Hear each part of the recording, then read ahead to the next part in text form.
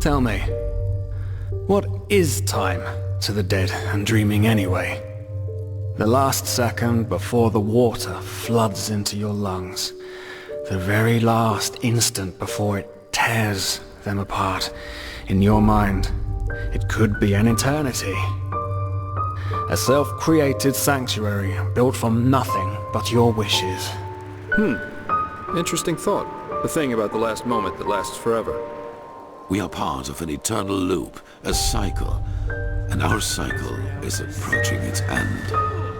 And that is why you will burn.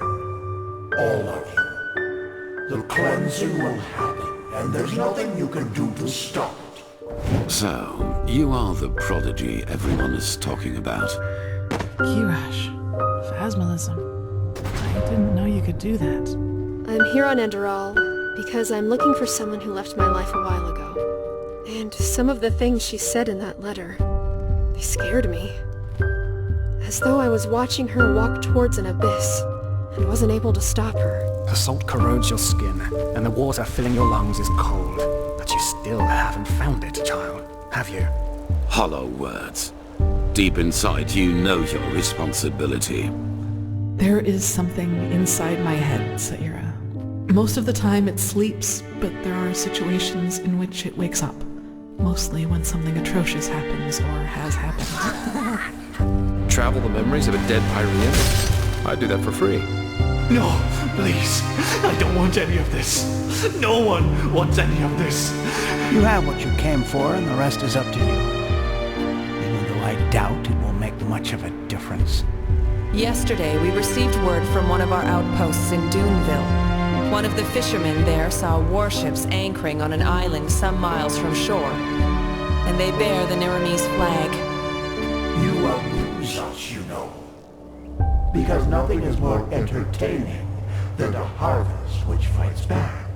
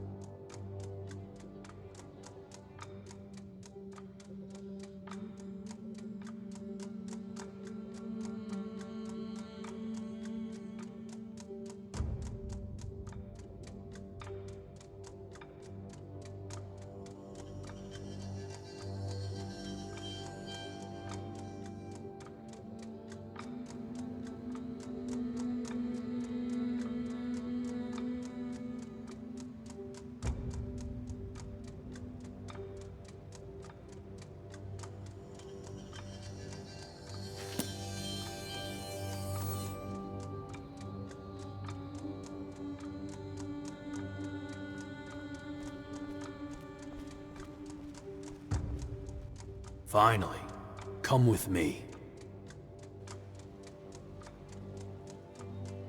As you wish. There. Climb the stairs. Go to the statue and speak with the Grand Master. No idle talking, no stupid gazing, right?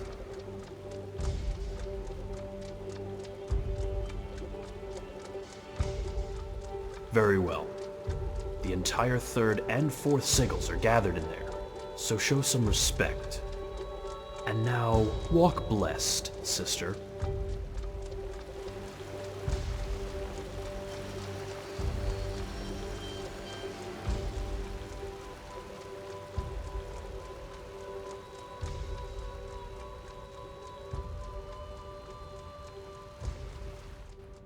It is time. Come forward, prophetess. I know what you are feeling. Mistrust. For it is the first time in the history of the Order that a stranger will receive the holy consecration. You consider it a treason against our charter, and therefore against us all. And indeed, it is true that traditions have strengthened the Order. We have ruled this land for millennia, and for millennia we have prevailed. And I know that what happened 2 years ago has unsettled you. Yes, we are in a crisis. Yes, our foundation seems to be shattered. And now you believe that I profane even what little is left by consecrating a pathless one. But you are wrong. It was always people who have given strength to the Order. People like you and me. Yes, we did serve the Lightborn, but because they embodied an idea. The idea of peace through stability. And even now, after their demise, we will pursue this idea. We are facing a threat that endangers the world as we know it. And to fight it, we need one thing above all others, the readiness to make sacrifices for the greater good. This woman, like Novice Sakaresh, has shown this readiness. She is talented and has a gift, and thus carries responsibility. But instead of running from this responsibility, she faced it, found us. She passed the holy trial just as we all did, and therefore she is worthy of joining our ranks.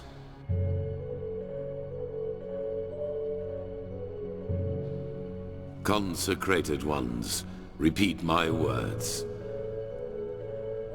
This is the day when my old me dies away. For today, I receive the sigil. This is the day when my old me dies away. For today I receive the sigil. From now on, I live to protect, by sword and mind, the path, my land, and those who are without strength. From now on, I live to protect, by sword and mind, the path, my land, and those who are without strength. Until death absolves me from my duty. Until death absolves me from my duty. Thus, you are elevated to keepers of the first sigil. Rise. Now let us all recite the holy words. Thou art my light, my glimmer at the horizon. Thy name is my sacrament, and thy path I will honor, in life as in death. May your light light guide me. Leave now, brothers and sisters, and rest. We will need our strength.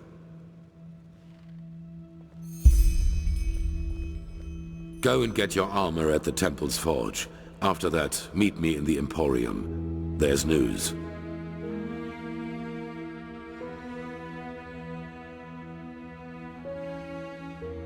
Ranks.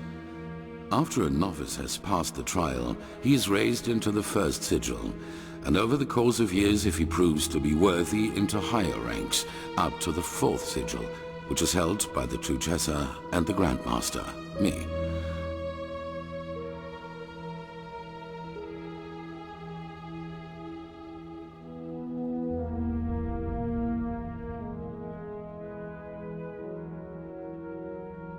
Walk blessed.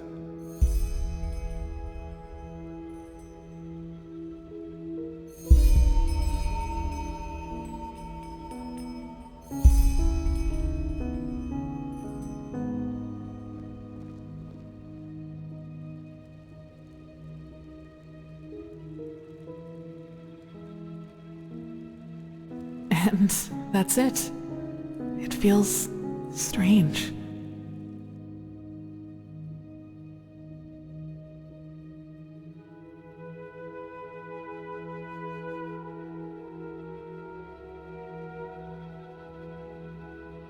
Yes, kind of. You know, for the past 7 years, I have lived for this moment. And now I'm here.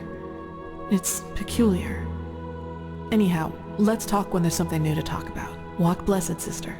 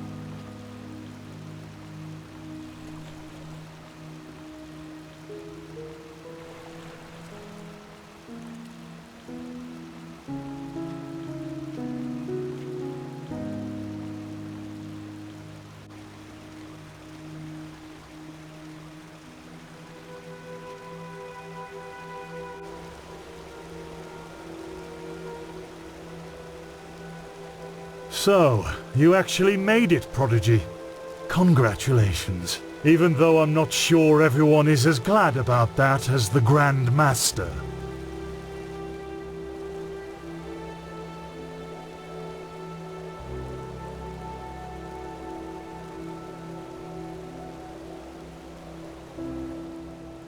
Should I? I don't know if you deserve to be here. Sakaresh does. She has proven it for close to 10 years now. But you... Maybe there is something to the Grand Master's talk about you being one of these emissaries. And maybe you can indeed help us in some way. But you're still an outsider. No matter which crest you wear on your armor, that won't change.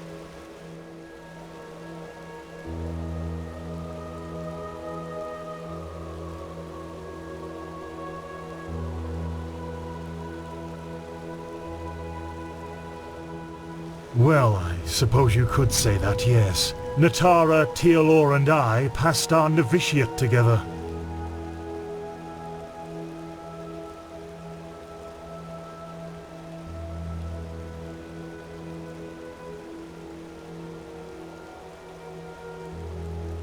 You make it sound as if the Order is some kind of mercenary guild. You don't join the Order, you're chosen for it. Both Heranthiel and I come from a bloodline older than the stones of this temple. It was our path to become keepers, and we followed it. It wasn't much of a choice.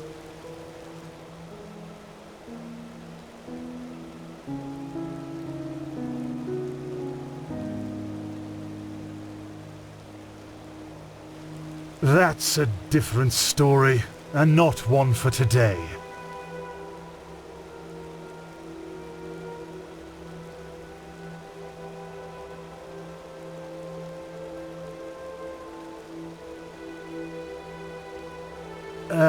No. But enough of the chit-chat. I'm really not in the mood for it. Good luck with whatever the Grand Master has planned for you.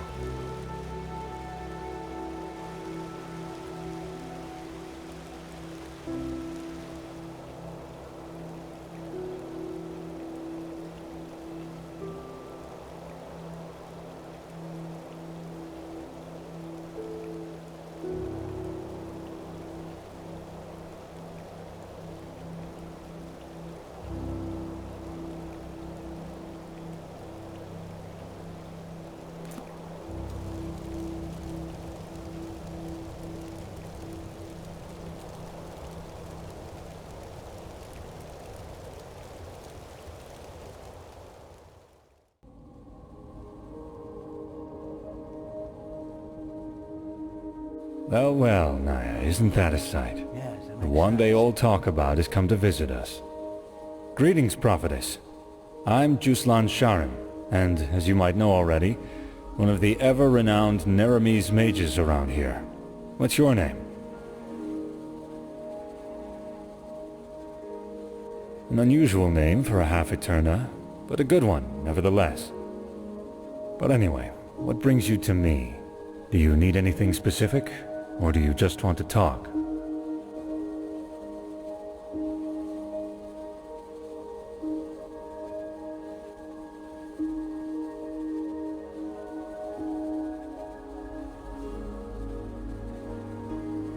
What, are you asking me to teach you? From what I've heard, you know magic as if you've studied it for centuries. But sure, why not? What do you want to know?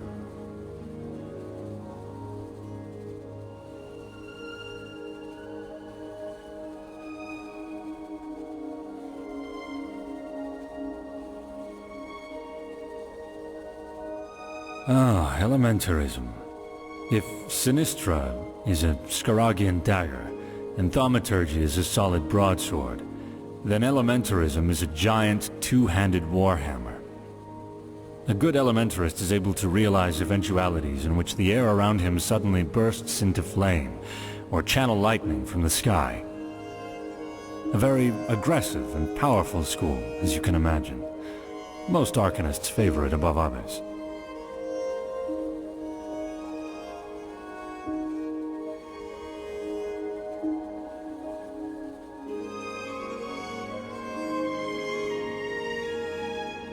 A thaumaturgist is able to alter his body and his surroundings to his liking.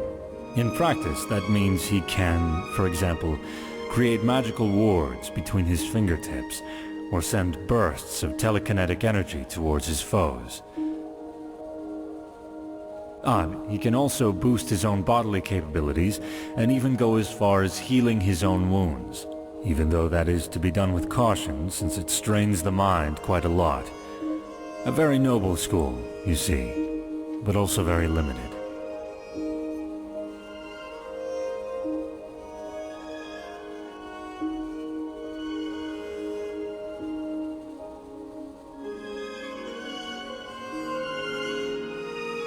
Shh, don't talk so loud. You know how our holy friends around here feel about this school. We don't want them to get upset, do we? Sinistra. It's the mightiest of the three schools, but also the most dangerous one, which is why practicing it is forbidden on every continent of the civilized world, except for Kiran. That is mostly due to the kind of eventualities it interacts with, the human psyche and the forces of life and death. Someone trained in the arts of psionics is capable of forcing his will onto others, and I'm not speaking metaphorically here. An able entropist, on the other hand, can revive the dead as his minions, and channel the energy of death. A stunningly powerful feat if you know what you're doing, and a stunningly suicidal one if you don't. This is also why only 5 of 10 students of Sinistra manage to master it. The other 5s either stop in time or end up as either a driveling lunatic in an asylum, or as a greenishly steaming skeleton. Both of the latter rather undesirable perspectives, if you ask me. So if you plan to use it yourself, just be careful.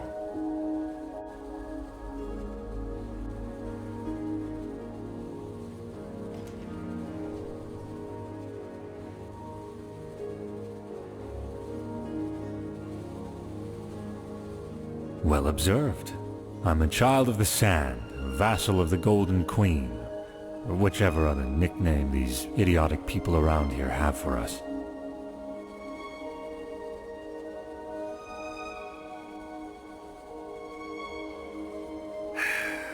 That's a long story, and no offense, one I rather wouldn't share.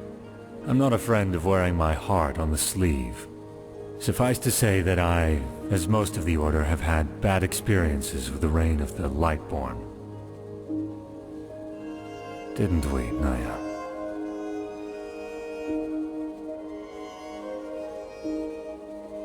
Someone asks about you, darling. Isn't that charming? Most people are too polite to. but I'm afraid I can't satisfy your curiosity, at least not today. Let's just say that there are more things between life and death than what meets the eye.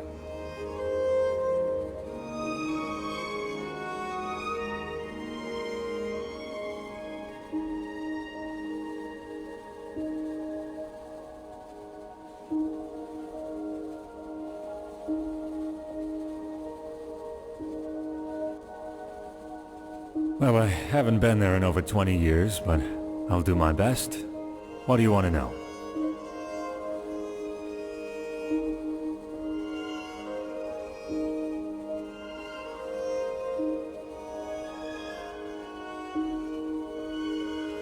Shock of shocks, the Queen. Chosen by Saldring to lead the country of the Sand, at least according to the Gospel of the Lightborn. Even though in reality she's hardly more than a puppet to the court's bureaucrats. At least the current one.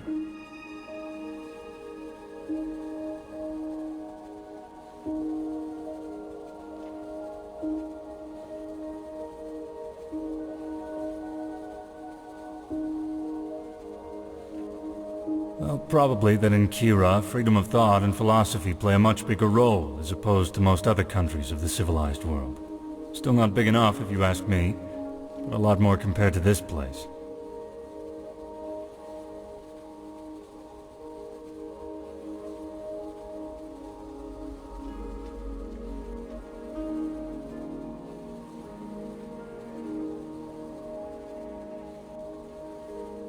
Well, not literally, but yes, most do. In Kira, people live in these so-called communes, which are, how do I put it? Well, families with more than 2 parents. 1 woman, 3 men, and their children. Or the other way around. You get the idea.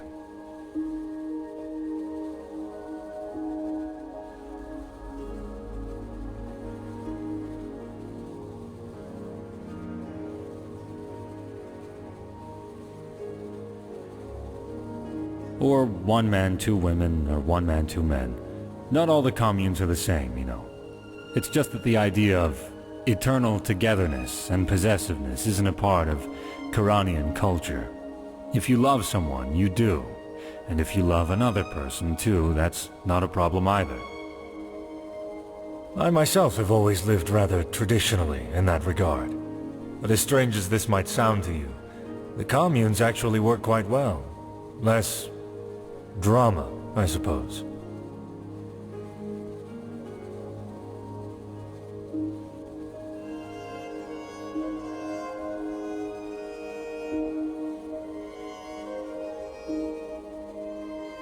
That's different, and depends on the family. In my commune, for example, I had 2 mothers and 2 fathers, and 5 siblings. But there are communes with as many as 30 members, or some with just 3. Your place in society plays a role in that too. Well, you could say that a noble commune generally isn't as open, and thus usually smaller. Hard to describe.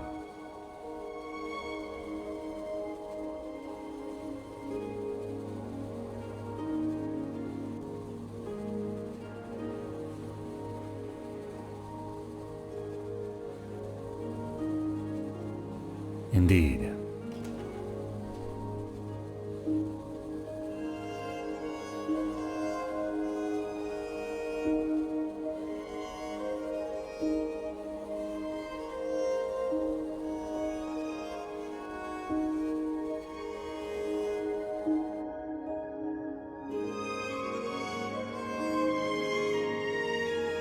Well, look at that.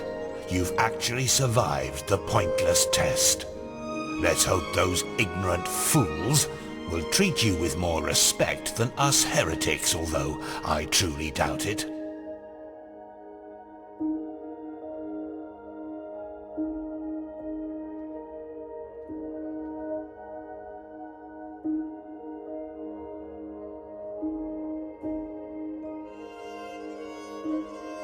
Ha!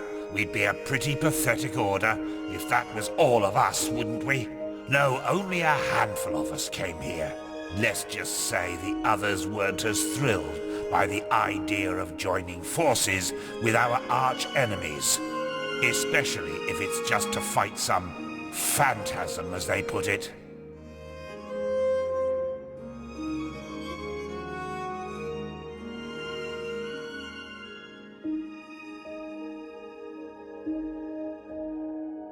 Not all of them. No.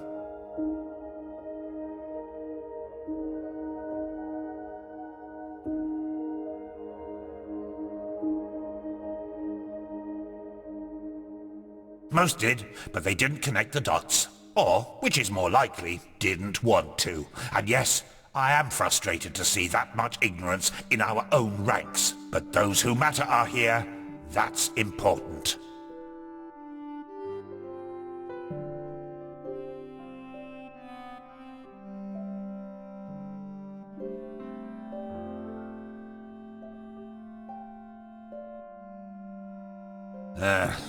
Quite some questions you're asking there, girl. But why not? You're not one of those god lambs, so where's the harm in telling you? Yes, the Lightborn are dead, killed by the Shadowborn. But truth be told, too little has changed for us to feel any different. If that makes sense.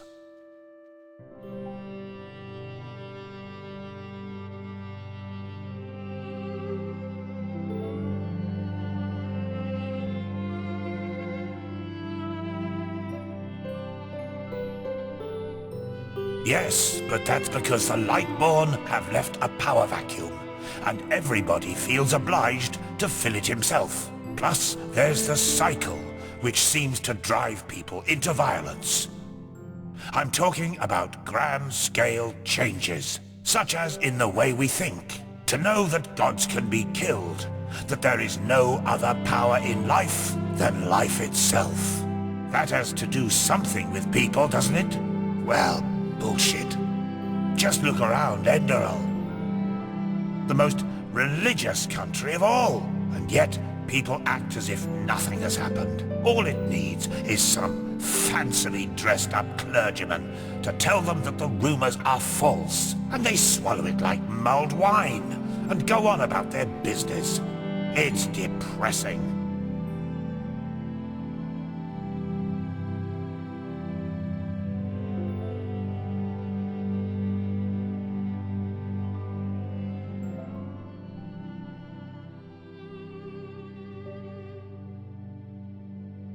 Well, I've been thinking about that. I suppose it's because the Lightborn's reign has always lived from people believing them to be divine, rather than actually being it. If that makes sense. They're more like symbols.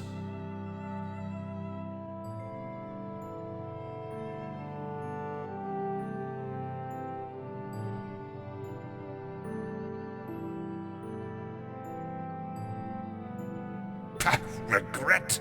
Far from it. The gods were tyrants, and they robbed mankind of their right to self-determination. Regardless of the consequences, what we enabled the Shadow God to do was the right thing to do.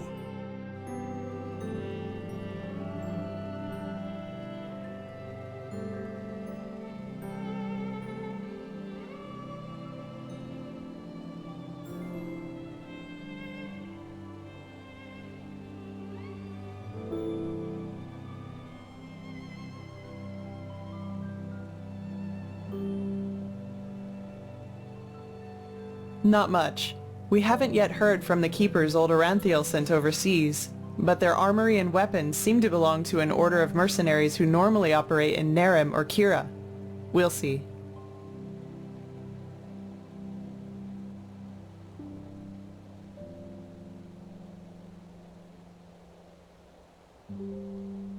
Now look at that. Someone who's actually interested in us as people, rather than in our knowledge about the Pyreans. But it's your lucky day. I really wouldn't mind a good talk right now. Hold on a second.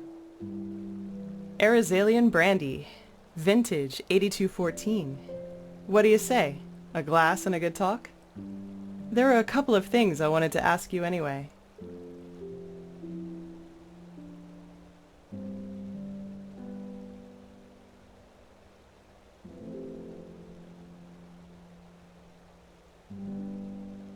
All right then.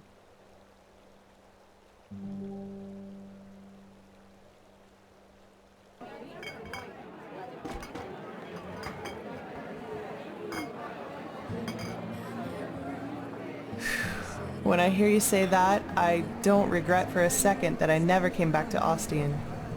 Even though I've thought about it from time to time.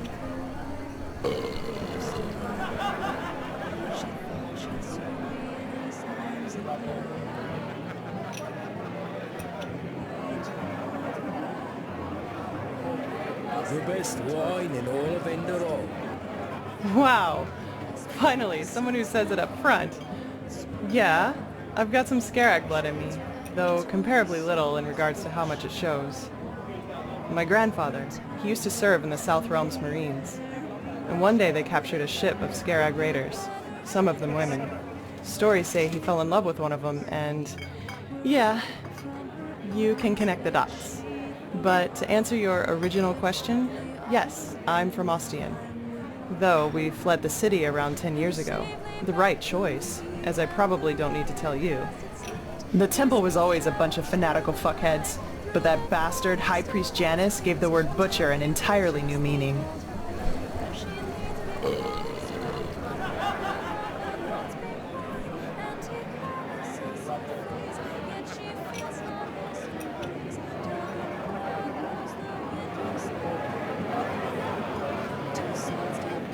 I know, and nah, I hardly know anything about her. Only that they were raiders and that she fled about 2 years after giving birth to me. Poor Grandpa. You should have seen how people reacted to the way I looked. Even as a kid, they always looked at me and my almond-shaped eyes as if they were expecting me to pull out a skull fetish any second and start putting curses on anyone in the vicinity.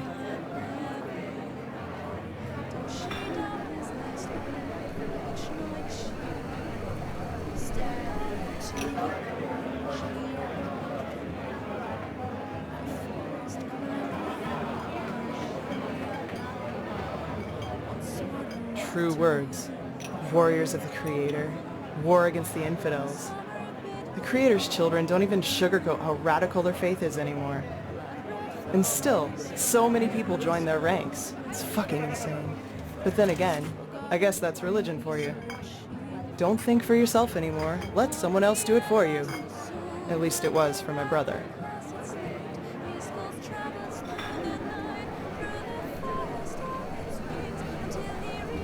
I had. He was about 15 years older than me, and was always a troubled child. Rakul. That was his name. You know, my family was very wealthy before we fled. Drapers for generations. The best in Ostian. I suppose that's why my father expected so much from Rakul, since I, as a woman, wouldn't have been allowed to take over the business when my father would have retired. But Rakul, he just wasn't made out for it, you know? He was shy and introverted, and never had a hand for money.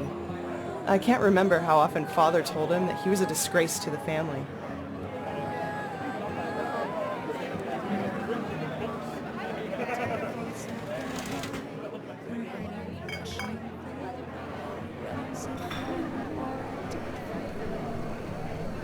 You can call it that, yes. Looking back, I think the temple only gave him what Father wouldn't. A perspective. The feeling of being needed. He spent almost all of his time in the temple after his conversion, and knew the entire Rania, their holy scripture, by heart. Well, in one day, he announced that simply attending the masses wasn't enough anymore. He would join the temple's warriors.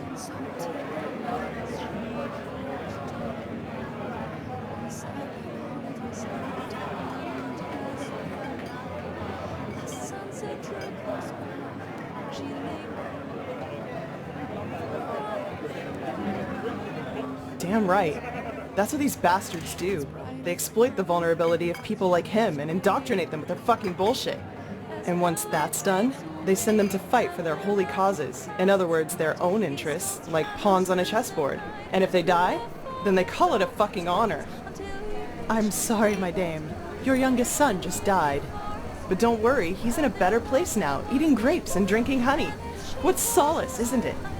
Now, do you have any other neglected children for us? We're running short on material. Damn it, I hate those bastards. Just hate them so much.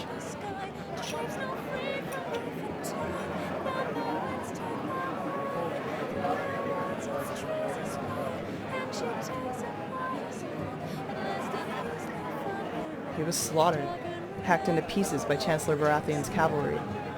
That was before the peace treaty. I'd be surprised if they taught him what end of a lance to stab with before they sent him into the field. But, well, I guess that answers the question you asked me up in the temple, doesn't it? I was sick of seeing people using religion for their own ends. Creator, Lightborn, the Great Spirit. Same shit, different name. And you know what? No matter how much chaos the death of the gods caused, I don't regret being a part of it, not in the least. It was the right thing to do. Anyway, I'd say we call it quits for now, okay? It was good talking to you, but I'm dying for a nap. Take care.